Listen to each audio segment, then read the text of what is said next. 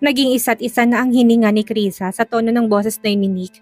Oo na, matalino na to't alam na nitong mga ginagawa niya. Malamang hindi naman ito ipapahamak ang sarili niya dahil alam na alam nito ang batas. Inangat na niya ang mukha dito, yung tipong mayroong pagbabanta sa bawat pilantik ng kanyang mga mata. Nakipaglaban naman ng titigan si Nick kahit na hindi na niya alam ang gagawin sa kanya. Masyadong magulo ang isipan ng dalaga ngayon. Halo-halo, yun ang kanyang nakikita. Gaya ng sabi niya kanina, dapat silang mag-usap kapag matino na ito dahil ganito kagulo at buhol-buhol ang takbo ng isip nito kapag may alak sa katawan. Ilang beses niya pinag-isipan na sumuko na lang noon. Nasabi niya na ang daming babaeng nagkakagusto sa kanya. Bakit niya pa ipipilit ang sarili sa babaeng ito, gayong nakuha na naman niya ang gusto niya rito. Ang katawan nito na may bonus pang pagkaberhen nito. Ngunit ang isipin pa lang iyon, sobrang nahihirapan na siya. Hindi niya kaya. Hindi niya kayang mawala si Krisa sa kanya at basta mapunta na lang ito sa iba pa na alam niyang nag-aabang na sumuko siya. Nasimulan niya na maging obsessed sa kanya, nahulog na rin ang loob niya, kung kaya bakit susukuan. Narinig mo sinabi ko, Krisa, wala itong kaso kahit na saan pa tayo umabot na dalawa. Ang matangos nitong ilong ay marahang dumikit sa ilong ni Krisa, hindi lang yun naamoy na niya ang mabango nitong hininga na nagpatahi pa ng kabog ng puso niya.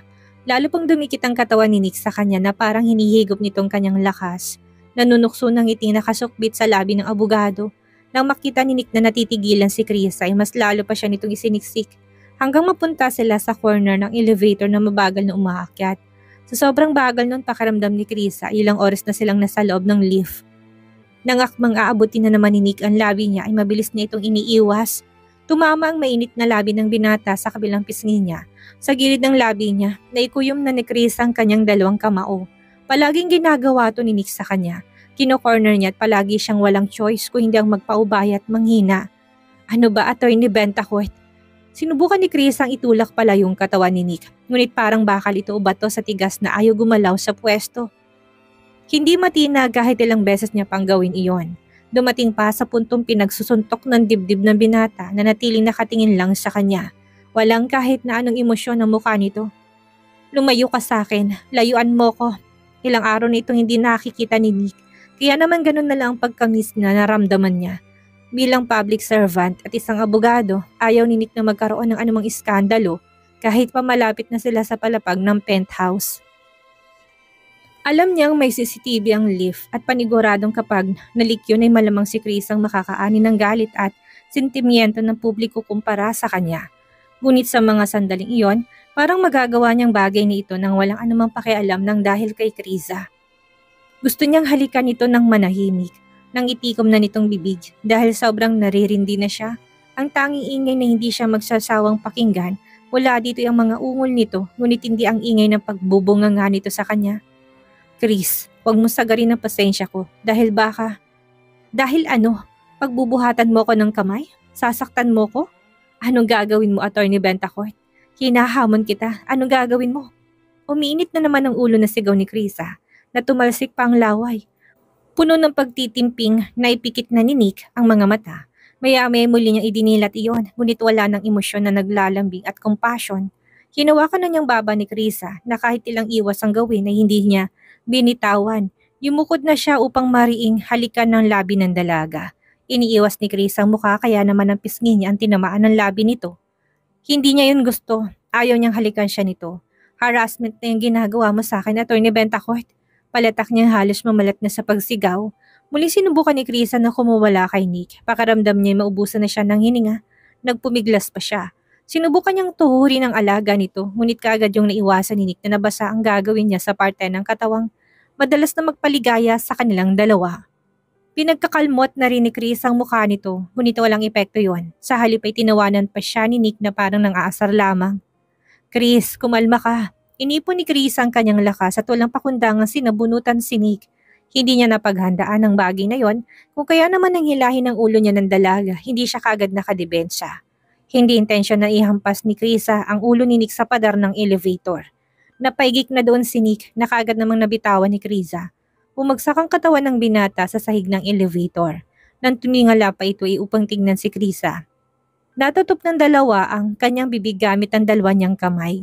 Namutla na siya. Pakiramdam niya biglang na-flash gamit ang nalalamig na butil ng pawis ang lahat ng alak sa katawan niya. Nick, parang maubusan siya ng hininga habang nanlalaki na doon ang mga mata. Umaagos mula sa noon ni Nick ang sariling dugo sa nihiin ng pagkakampas nito sa gilid ng pader. Hindi sukat akalain ni Krisa na malakas ang puwersang kanyang nagawa. Agad na siyang napaluhod upang tulungang tumayo si Nick. Ngunit pinalis lang ng binata ang kanyang kamay at pilit na tumayo nang wala mula kay Krisa. Baka ilang beses sinalat ng abogadong noon niyang walang tigil sa pagpatakang dugo. Umagos yon hanggang pumatak sa kanyang suot na damit. Walang emosyon na mukhang nilingon na niya doon ang dalagang tulala pa rin. Hindi ko sinasadya. Ang kulit mo kasi. Niyak ng timbre ng boses ni Krisa. Sising-sisi na sa nangyari. Nakagat na ni Krisa ang hiniliit niya. Natataranta na siya kung anong kanyang uunahing gawin. Paano kung maalala ang naging tama sa utak ni Nick? Paano kung naapektuhan itong utak nito? Wala pa lang mga signs. Panigurado na buong buhay na dadalhin yun ng kanyang konsensya kapag nagkataon ito. Dadalhin kita sa hospital, Nick. Determinadong turan niya na lumapit kay Nick at hinawakan ng isang braso. Kailangan siya matignan ng doktor na may mas alam sa iba't ibang klase ng mga sugat. Walang emosyon pa rin inalis ni Nick ang pagkakahawak niya ng kamay sa braso. Dama ni Krisa ang biglang panlalamig ng trato sa kanya ng binata. Hindi lang yun ang inaalala ng dalaga, abogado rin kasi ito. Baka mamaya bigla siyang makulong ng dahil lang sa hindi naman niya intensyong injury ng binata. Ayoko, hindi na kailangan. Lagyan mo na lang ng benda mamaya sa bahay matapos mong linisan. Mariing umiling ng ulo ni Krisa, naiyak na siya na hindi niya mawari. Nagpapanik ng katawan niya sa dami ng negative thoughts na pumapasok sa kanyang isipan. Mga negatibong bagay na mas pinalala pa nang makita niyang tuloy-tuloy pa rin ang labas at agos ng dugo mula sa noo ng abogado. Hindi lang yon, lalo pa siyang kinabahan nang maamoy niya na lang ang lansa ng dugo niya. Sige na, Nick, tara na sa ospital. Hagas na hagas ang boses ng dalaga nang hinila-hila pang isang braso ng binata na muli lang ni Nick na hinila sa kanya. Parang mauna pa yatang himatay si Krisa na hindi naman niya may sugat sa kanila. Magpatingin ka na. Hindi ako matatahimik kung hindi ka matitingnan. Hindi na nga. Ayos lang ako. Bakit bang kulit ang tigas ng ulo mo? Kilala ko ang katawan ko, Chris. Medyo tumaas ng boses doon ni Nick kung kaya naman bahagyang napatras ng dalaga. Sorry, sambit ni Krisa na pinagsalikop ng mga kamay niya at kapag daka. Ay yumuko. Napahinga na si Nick ng malalim. Ilang segundong pinagmasdan ng bulto ni Krisa na may nanlalambot na tuhod. Hindi niya intensyong sigawan ito pero nakukulitan na siya sa kakapilit niya. Chris, kalmada ng sambit niya pero nanatiling nakatungo pa rin ang dalaga. Pilit na pinipigilan na huwag magpakita ang dumudungaw na niyang mga luha. Sorry na ako nasigawan kita. Ang kulit mo naman kasi. Sabing okay lang ako. Hindi ko kailangan ng doktor. Kaunting linis lang naman ito. Bumukas ng pinto ng elevator na unang lumabas si Nick doon na kung may makakasalubong ay tsak nakakatakutan to. Bantulot na sumunod sa kanya si Krisa. Sa pagyapak ng dalaga sa palapag na yon, hindi niya mapigilang maramdaman ang pamilyar na pakiramdam ng katawan at hangin. Aminado siyang namiss niya ang umapak sa palapag na yon. Kahit na ilang araw pa lang na hindi umuwi dito. Ilang hakbang pa sa pintuan ng penthouse ni Nick nang matigilan si Krisa.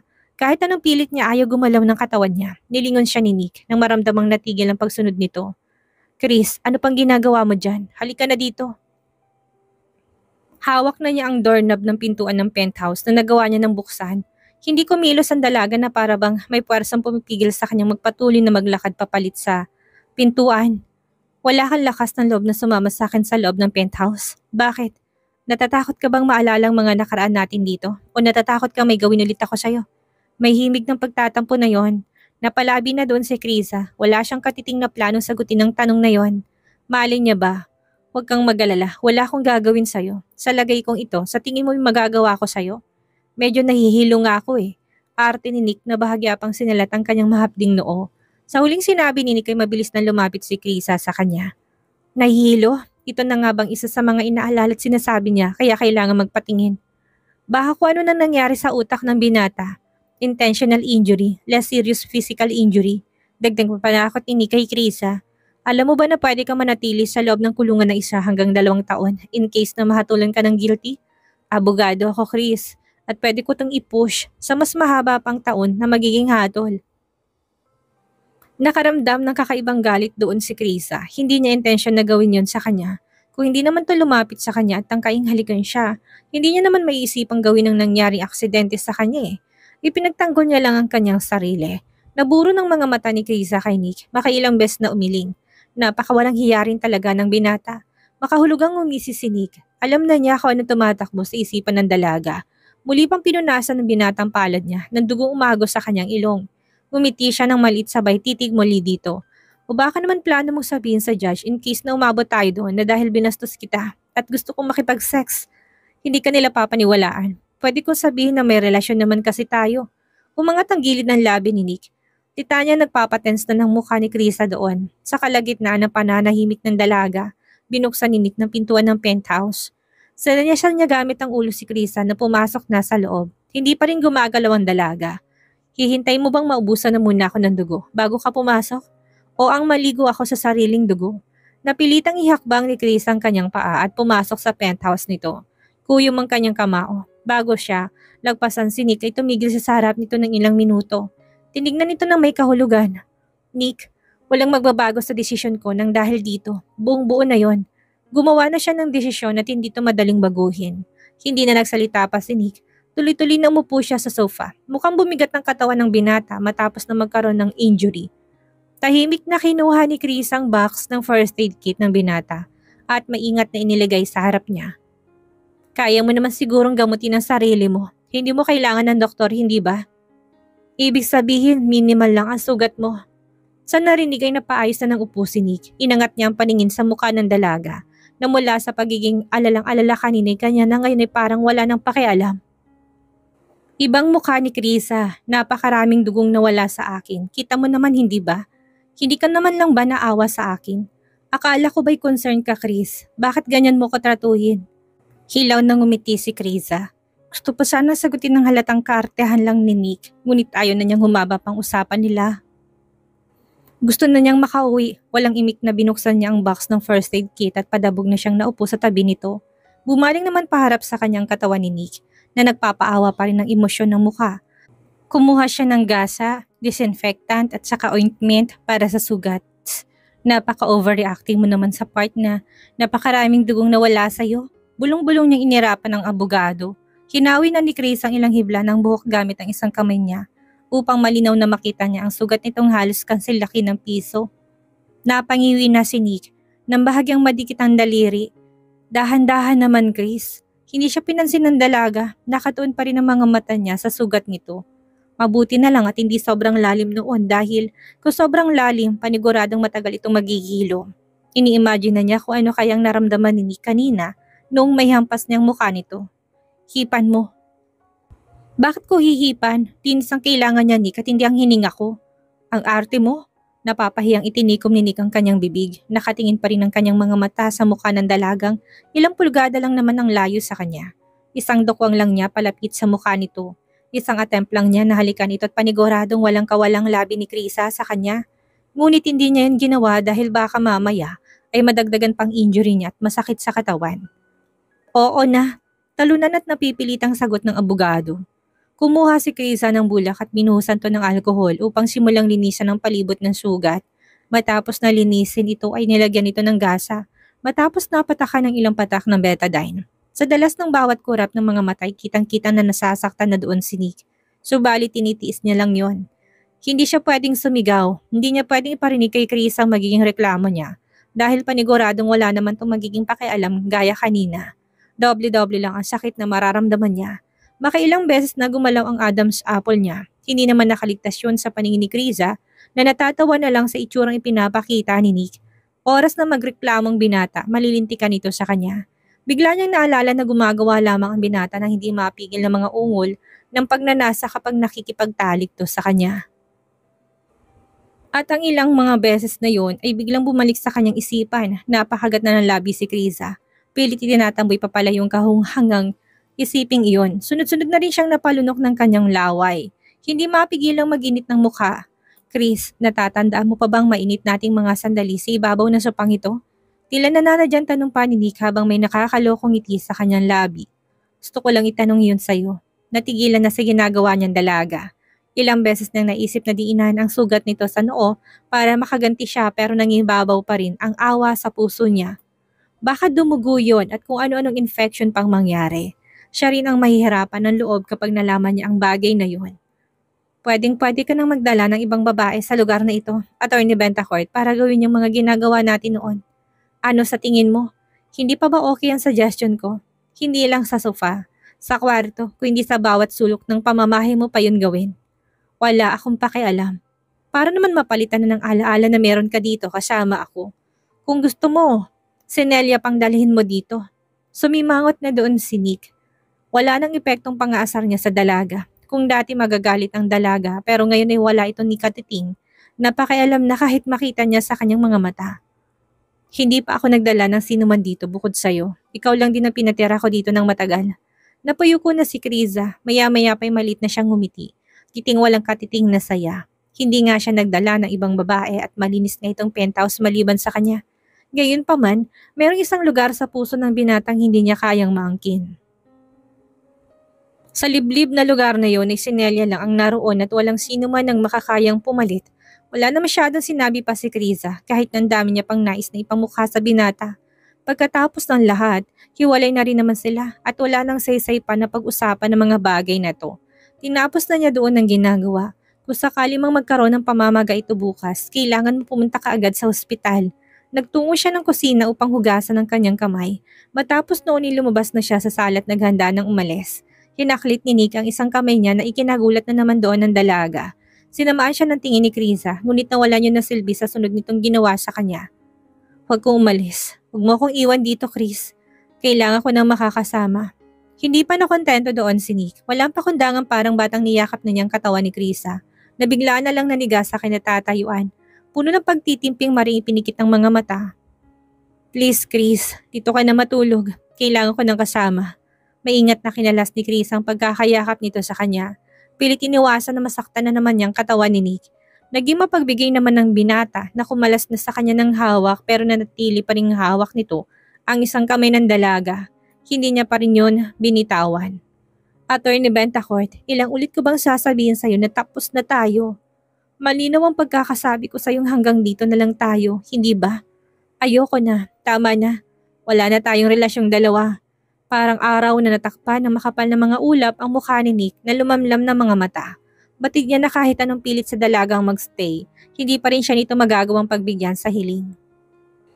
Ganun nakatigas ang puso ng dalaga na aminado si Nick na siya rin naman ang may kagagawan. Hindi mo man lang ba ako pagluluto ng makakain? Gutom na ako, pakainin mo naman ako. Mula sa bag inilabas ni Chris ang kanyang phone at may kinalikot doon. Magpapagrab na lang ako ng pagkain mo. Uuwi na ako. Marami pa akong trabahong gagawin. Chris naman, padyak na ni Nick na isa niyang paa sabay palos sa kanyang phone. Mabuti na lang at mahigpit ang hawak ni Krisa doon kung kaya naman hindi niya to nabitawan. Kung hindi, tsak na baka nabasag ng screen noon. Injured na nga ako, tapos pakakainin mo pa ako ng pagkain walang sustansya. Gusto kong luto mo. Miss ko ng mga luto mo. Pagbigyan mo na ako, Chris. Saka hindi ko rin alam kung gaano kalalang sugat sa ulo ko.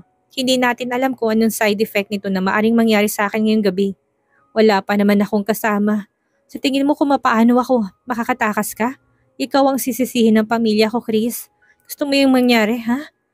Napakunot na ang noon ni Krisa. Ano pinagsasabi ng mokong na to? Kaya nga sinabihan niya itong pumunta sila ng ospital kanina para matingnan ng doktor. Tapos ngayon, nang-guilt tripping to. Batid ni Krisa na kaartihan lang yun ni Nick. Alam na alam yun ng dalaga. Ngunit alam din niya na bahagyang may tama siya. Wala siyang pakialam sa kanya. Paano kung siya ilansihin nito? Yung ginawa ang isang maliit na injury sa isang malubang pinsalat, hilingin sa kanya na managot. Makailang minutong pinag-isipan ni Krisa yon kung kaya naman sa bandang huli hindi na siya nagpumilit na umalis. Inayos niya ang hawak na cellphone. Iniharap to sa camera upang kunan ng litrato si Nick. Anong ginagawa mo? Kumukuha ng larawan mo para may ebidensya ako upang maiwasan kong ma-frame up. Baka mamaya niyan ibang maging kwento mo sa version ng kwento ko. Sa kanyang narinig ay hindi na napigilan ni Nick na magalit. Anong tingin sa kanya ng dalaga? Tatablahin siya at ipapakulong? Sige na, hindi na ako alis pero walang ibang kahulugan ng gabing ito na nananatili ako sa lugar na to. Attorney Bentacourt, walang ibang sinabi si Nick ngunit tinalikuran niyang dalaga tumakbang patungo sa glass wall ng living area kung saan tanaw ang palibot ng city lights. Tahimik na pinanood lang siya ni Krisa. Ilang sandali pa'y malungkot na iginala ng dalaga ang kanyang mga mata. Na-miss niyang tumira dito. Naburo na yun sa pintuan ng music room niya na nakapinid ang pintuan. Napuno ng panghihinayang ang dibdib niya. Napakarami nilang alaala sa lugar na yon na mananatiling alaala na lang. Muli kaya akong magpakatanga. Patawarin ko siya at magpatangay sa agos ng buhay. Sa pagkakataong iyon inilingon na siya ni Nick. Nakita niyang kalungkutan sa mga mata ni Kaisa na wala ng oras na itago pa.